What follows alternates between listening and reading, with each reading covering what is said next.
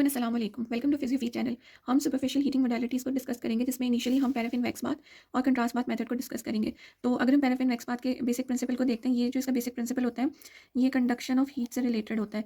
इसमें बेसिकली हमारे पास melted wax होती है, जिसका जो टेम्परेचर होता है हमारे पास मेल्टेड वैक्स होगी, ठीक है। और इस मेल्टेड वैक्स का जो टेम्परेचर होता है वो नियरली 40 से 44 डिग्री सेल्सियस के बिटवीन होना चाहिए।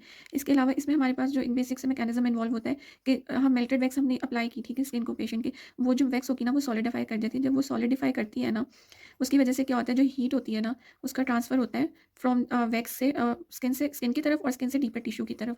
तो इसमें इस तरीके से जो है कंडक्शन ऑफ हीट का जो है ना प्रोसेस हो रहा होगा। अब इसके अलावा ये जो हमारे पास पैराफिन वैक्स बाथ का जो ऑपरेटर्स होते हैं, ये डिफरेंट शेप्स और साइजेस में अवेलेबल होता है अकॉर्डिंग टू द एक्सट्रीमिटी है। जिस भी पार्ट को हमने ट्रीट करना है, तो हम उसके अकॉर्डिंग जो है ना इसके ऑपरेटर्स को चूज़ कर सकते हैं, ठीक है। शेप्स और साइजेस में हमारे पास जो है ये अवेलेबल हो जाएगा।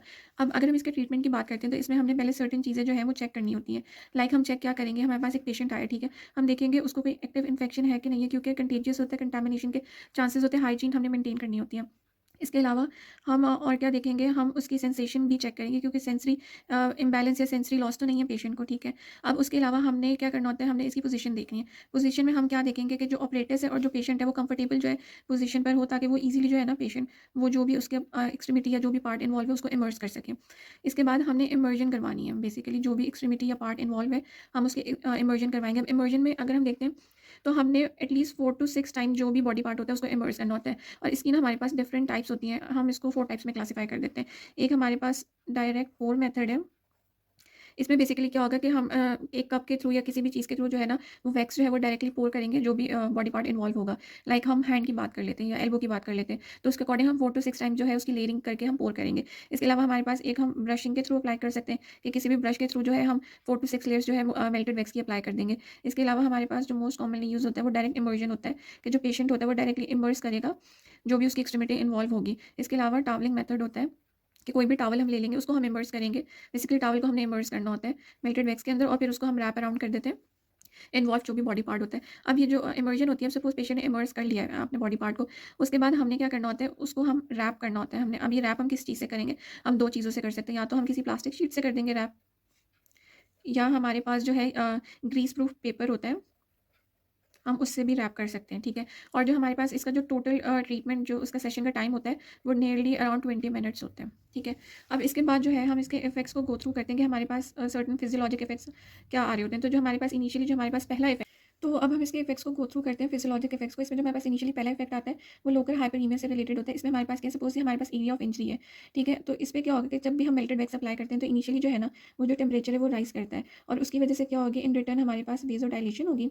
अब जब वेजोडाइलेशन होती है ना, उसकी वजह से, अच्छा, एक तो ये रिफ्लेक्स में वेजोडाइलेशन होती है, इसके अलावा एक और हमारे पास वेजोडाइलेशन अचीव होती है, वो हमारे पास न्यूरोजेनिक वेजोडाइलेशन होती है। ये बेसिकली क्यों होती है, हमारे पास एक वेजोडाइलेटर होता है जिसे हम ब्रेडिकाइनिन कहते हैं, जो कि इन रिस्पॉन्स टू जब स्वेट ग्लैंड्स की एक्टिविटी होती है उसके रिस्पॉन्स में रिलीज होता है। तो हमारे पास पहला जो फिजियोलॉजिक इफेक्ट है वो लोकल हाइपरनीमिया से रिलेटेड है। इसके अलावा हमारे पास इसका एक सेकंड फिजियोलॉजिक इफेक्ट है, जो कि हमारे पास सेडेटिव इफेक्ट्स जो सेंसरी नर्व्स के ऊपर इसका सॉरी पैराफिन वैक्स बात का होता है, उसका होता है। कि इसकी वजह से क्या होता है, जो हमारे पास सेंसरी नर्व्स होती है ना, उसके ऊपर जो है ना इसका मेल्टेड वैक्स का सेडेटिव इफेक्ट आता है। अब ये किस वजह से आता है, कि जो वैक्स होती है ना इसकी मोल्डिंग प्रॉपर्टी होती है बेसिकली, तो उसकी वजह से क्या होता है, सर्टन कंडीशंस जैसे आर ए हो गया, ओ ए हो गया, या कोई डीजनरेटिव जॉइंट डिजीज़ हो गई, तो उसमें हम इसको यूज़ करते हैं, और वो जो है सेंसरी नर्व्स को जो है सेडेटिव या एनाल्जेसिक इफेक्ट प्रोवाइड करेगी। अब इसमें क्या होता है कि ये दोनों चीज़ों में एक तो हमारे पास जो पेन है वो रिड्यूस हो जाएगा, इसके अलावा अगर स्पैज़म है तो वो भी रिड्यूस हो जाएगा।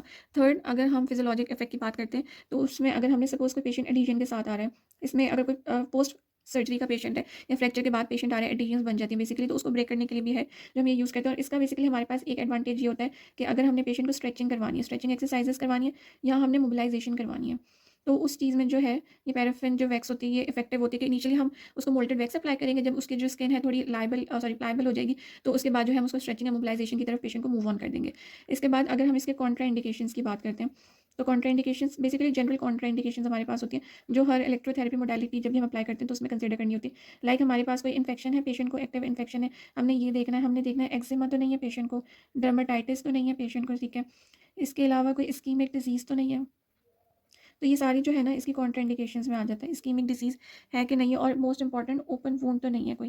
तो ये सारी जो है इसकी कॉन्ट्राइंडिकेशंस होती हैं, जिनको हमने कंसिडर करना होता है before moving towards the paraffin wax therapy, ठीक है। इसके अलावा जो नेक्स्ट है वो कंट्रास्ट तो अब जो नेक्स्ट हमने डिस्कस करना है वो कंट्रास्ट बाथ मेथड को। इसमें बेसिकली ईज़ी सा प्रिंसिपल होता है कि हमने जो है जिसमें बॉडी पार्ट की इमर्जन करवानी है उसको हमने ऑल्टरनेटिवली हॉट और कोल्ड वाटर में जो है इमर्स करना होता है। इनिशियली हम हमारी जो कोशिश होती है कि हमने हॉट वाटर से स्टार्ट करना होता है और कोल्ड वाटर पे जो है एंड करना होता है। जो हॉट वाटर का हमारे पास टेम्परेचर होता है वो 36 से 45 डिग्री सेल्सियस के अराउंड होता है और जो कोल्ड का टेम्परेचर होता है वो 15 टू 20 डिग्री सेल्सियस के अराउंड होता है। इसमें हम ऑल्टरनेटिवली जो एक्सट्रीमिटी होता है उसको इन्वर्स करते हैं, पहले हॉट में करेंगे और उसके बाद कोल्ड में करेंगे, ठीक है। इसमें जो हमारे पास टोटल जो ट्रीटमेंट का जो टाइम होता है वो 15 टू 30 मिनट्स के अराउंड होता है। अब इसमें हमने क्या करना है कि जो हम हॉट में इमर्स करेंगे उसका जो टाइम है इसमें से वो 3 मिनट्स के अराउंड होता है और जो कोल्ड में इमर्जन करवानी है उसका जो टाइम है वो 1 मिनट के अराउंड होता है। तो 3 मिनट्स के लिए हॉट में करेंगे, 1 मिनट के लिए कोल्ड में करेंगे। और इसमें बेसिकली अगर हम 15 टू 30 मिनट का एक सेशन करें तो हमारे पास टोटल 4 टू 5 हम साइकिल्स या 4 टू 5 टाइम्स हम रिपीट ये साइकिल करवा सकते हैं, ठीक है। अब इसके भी हमारे पास सर्टन जो है फिजियोलॉजिक इफेक्ट्स आ रहे होते हैं, ठीक है। इनिशियली हमारे पास क्या होता है, एडीमा जो है वो रिड्यूस हो जाता है। एडीमा रिड्यूस हो जाएगा, इसके बाद वेजो डायलेशन होगी ऑल्टरनेटिवली और वेजो कंस्ट्रिक्शन होगी, ठीक है। एक हमारे पास फिजियोलॉजिक इफेक्ट ये आ जाएगा। इसके बाद हमारे पास सेंसरी बेसिकली ये as a source of sensory stimulus भी एक्ट करता है। ये कैसे करेगा कि जब हम इमर्स करते हैं इसको एक्सट्रीमिटी को कोल्ड वाटर के अंदर तो वो एक सेंसरी स्टिमुलस लेके जाता है और ये जो सेंसरी स्टिमुलस है ये बेसिकली पेन डिक्रीज करता है पेन मॉड्यूलेशन के थ्रू, ठीक है। तो ये उस वजह से जो है हमारे पास पेन जिन कंडीशन में हमने पेन को डिक्रीज करना है इसको हम वहाँ पे यूज़ कर लेंगे।